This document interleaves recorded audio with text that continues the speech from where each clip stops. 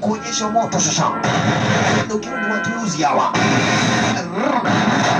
upuzi shanana, ni watu ambao wanataka kuwaibia.